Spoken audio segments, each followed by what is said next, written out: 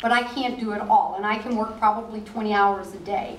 But that doesn't mean you don't need a team of people to work. If your membership person has to have people helping her. And if I'm good at anything, is always getting people to help me. Number one, I think, because I don't have tons of skills. See, just like I've got Charlotte up here now. So I don't write well, so I always send everything to some writer and say, like Charlotte, can you look at this and rewrite it for me? So get people to help you though. And when doing membership, what I always said also, I had a team. If I had a new member or thought about a new member, maybe who has young children, all right, I can call and, talk, but they'd much rather talk to somebody that they can relate to and ask questions of. So have those people. I had people on my team that were in their 20s, 30s, 40s, 50s, and 60s, and maybe 70s. I don't know. I just all across the board. So make sure you do that and call and invite, call and invite. Well, you can even do email, but still call and invite. And if you can't get them, leave a message on their answering machine. I tell you, I've been in 3 cities and no one's ever called me and invited me. I had to go. So I always make sure I call and invite because I know how important. And before I came here a couple of days ago, I was talking to a gal that I knew in Stockholm, and she lives in Chicago now. We were talking about the club because she's still a member. I'm still a member of the Stockholm Club, and she goes, "Oh, Rebecca, since you left, nobody calls." So anyway, oh no, don't turn it. Sorry, I'm getting carried away here. And I'm sure everybody has websites, and I don't know if you probably all do have applications on your website. One thing that really helped us in Stockholm was our website.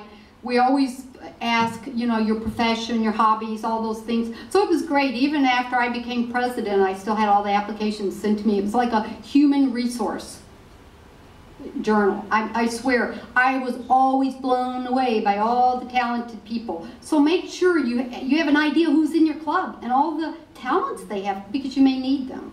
You have to figure out, I always say you have to figure out how you can use people, but it's so that they can give, so they can get it back, because that's what's important.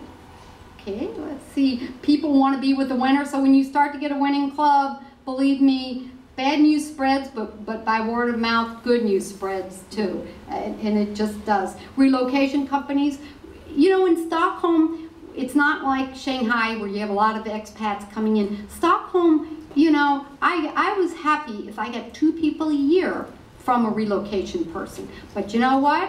One of the ladies who came in, the relocation person called me and said, "Do you know who this lady is? She's Kate Graham, her husband Stuart Graham, and he's the CEO of Skanska, which is, they're both Americans, which is one of the biggest construction companies in the world. And guess what? We said, could you help us? They gave us $5,000 for the conference. So I'm telling you, it works. It's hard to believe, but it does. Retention. Retention, absolutely, I can't say enough, because you can kill yourself getting all these new members, but retention, girls, starts day 1. If you don't make them happy, if you don't get them involved, try getting them to renew. You've all been there and you've done that and you know how hard it is. So do it right. Call and invite. Call and invite. And you have to find reasons for people to stay in your club. And the reason, in Stockholm, I'm sure I'm the only person, I still did it in membership and when I was president too. When people didn't renew, I called and asked them, did you forget to pay your dues? And sometimes they would just say, I don't have time for the club anymore. And I would just start talking. And I usually said, well, what would you be interested in? Or what do you do now? Are you just sitting at home? I mean, what do you do? And then they would tell me what they did. And then I said, God, that's fantastic. Why don't you come and tell us about these things? Why don't we do a program and you tell us about all the great things you're doing? I mean, don't let them just sit out there and fade away.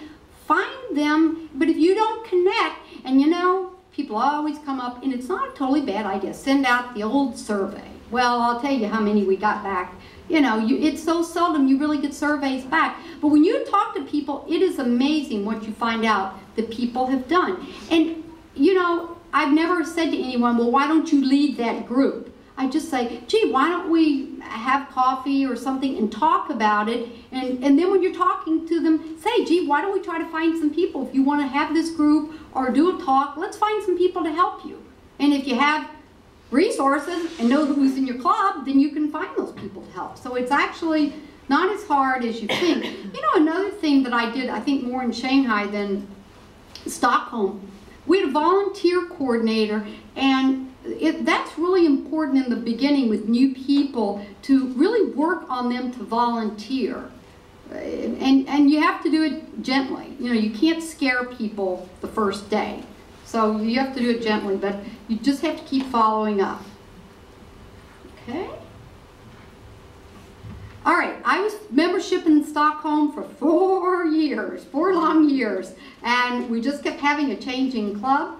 Again, I stayed in membership even though people kept saying, oh, gee, Rebecca, you should be president. Why are you still in membership? Because I knew the only way to grow was for me to stay in membership. And also as the club changed, really the president became a target more. That position became a target and a lightning rod. And it's much, as you all, hallelujah, absolutely. Well, it is, girls, I know, because I later was in those positions, but when most of the membership, you brought them in, they at least like you, so I had a little advantage being membership first. But you are the lightning rod, and I'm pretty smart when it comes to that. So I worked behind the scenes, and I knew in order to reposition and do what I needed to do, I needed to stay in membership, build it, and, you know, get behind the presidents that we had, and so it worked well. So, to double your membership, I hate to say to everybody to restructure your board. That sounds so terrible, but you have to look at it and see what's going on. And I have to say quickly, in Chicago, because I'm not going to talk a lot about Chicago, but I've just lived there now a little under 2 years, and I'm in a club there. It's called, it is the International Women's Associates, even though most of us are Americans, or many of us are like me, we've lived abroad or have foreign husbands. And this is the most unbelievable club I've ever seen. It has 450 members. More activities than even 10 people like me. I can go every day. It's just mind-boggling. They have it all. They have a board that all of us would envy. And you know what their weak link is? Membership.